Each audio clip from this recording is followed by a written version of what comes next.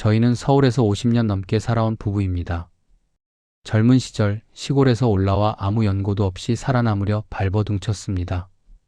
처음에는 가진 것 하나 없었고 그저 먹고 살기 위해 닥치는 대로 일을 해야 했습니다. 그러던 어느 날 동네 중국집에서 배달 일을 시작했습니다. 하루 종일 오토바이를 타고 배달을 다니며 손이 얼고 다리가 저려도 그저 감사했습니다. 그 시절에는 배달만 잘해도 밥벌이는 된다고 믿었습니다. 하지만 사람의 마음은 늘 더 배우고 싶고 더 나아가고 싶게 마련입니다. 배달을 하면서도 저는 주방에서 볶음밥을 만들고 면을 뽑는 모습을 눈여겨봤습니다.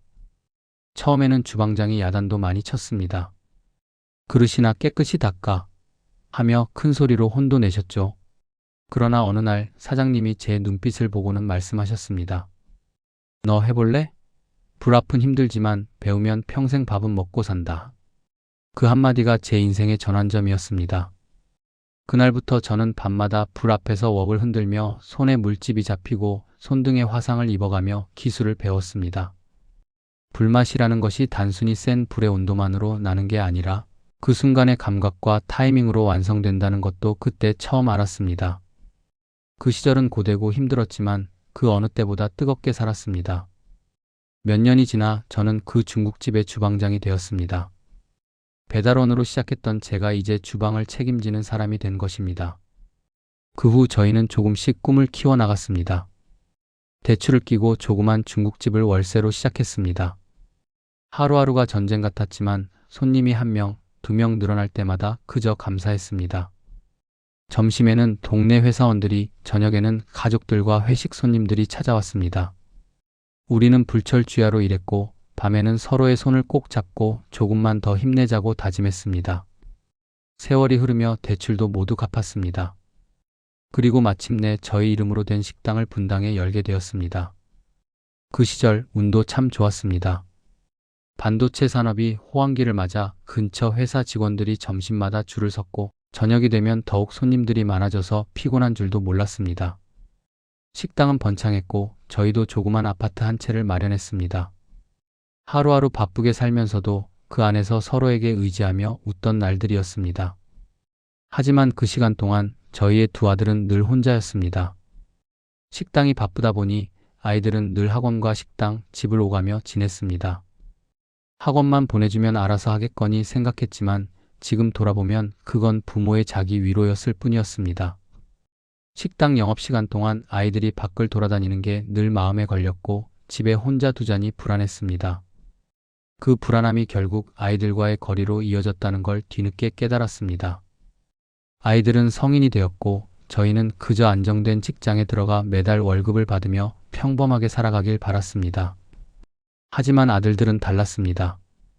둘 다 직장인은 싫다며 창업을 꿈꾸었습니다. 하루가 멀다 하고 사업계획서를 들고 와서는 이번엔 진짜야.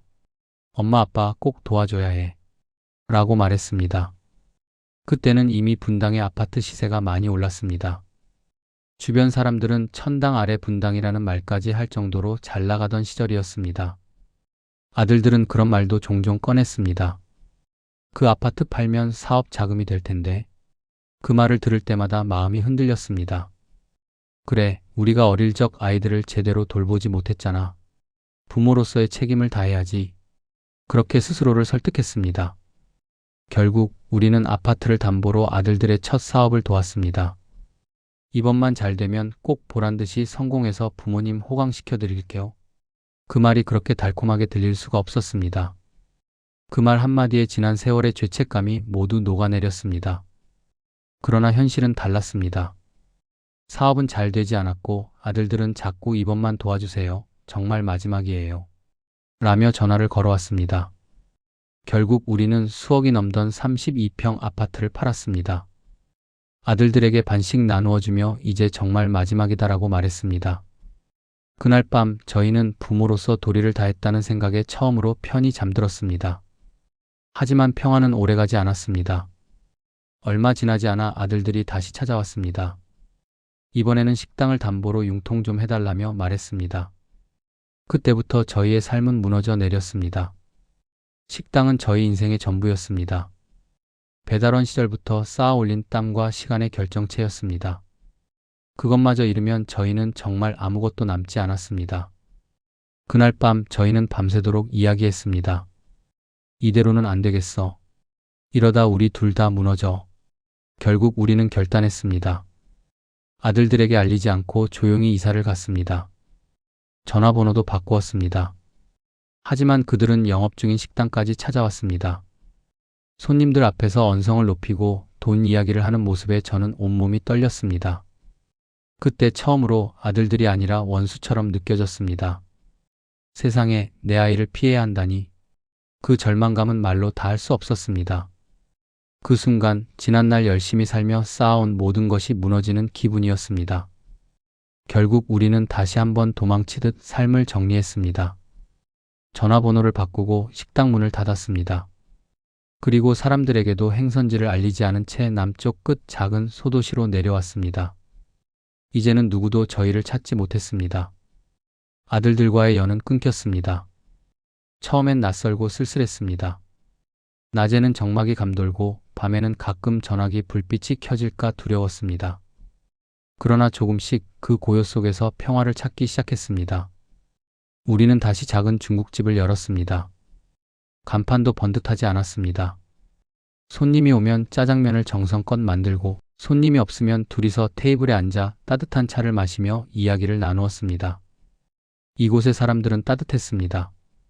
동네 어르신들이 새로 오신 부부지요? 하며 김치를 건네주시고 지역 행사 때면 짜장면 좀 해주시면 어때요? 하고 부탁하셨습니다. 그렇게 시작한 봉사가 이젠 저희 삶의 일부가 되었습니다. 어르신들 생신잔치 때면 저희가 직접 짜장면을 볶아 대접합니다. 그분들이 이 맛이 서울보다 낫다 며 웃으실 때 저희는 마음이 따뜻해집니다. 이젠 주말이면 동네 미용실에서 머리를 자르고 함께 장을 보고 차를 마시며 담소를 나눕니다. 이웃들이 저희를 중국집 부부라 부르며 반겨줍니다. 누군가는 아침마다 식당 앞을 지나며 사장님, 오늘도 맛있게 해주세요. 라 인사하고 저희는 웃으며 그럼요, 오늘은 더 맛있게 볶을게요. 라고 답합니다. 저녁이면 하늘이 붉게 물드는 걸 바라보며 오늘도 잘 살았다 고 말할 수 있습니다. 그렇게 저희 부부는 오늘도 짜장면을 볶습니다. 손님이 오면 웃으며 맞이하고 손님이 떠나면 감사합니다 인사를 건넵니다. 그리고 밤이 오면 서로의 손을 잡고 말합니다. 여보, 그래도 우리 잘 살았지? 그 말 한마디면 충분합니다. 비록 많은 것을 잃었지만 지금은 다시 얻은 삶이 있습니다. 이 소도시의 조용한 거리 속에서 저희는 늦게나마 진짜 행복을 배우고 있습니다.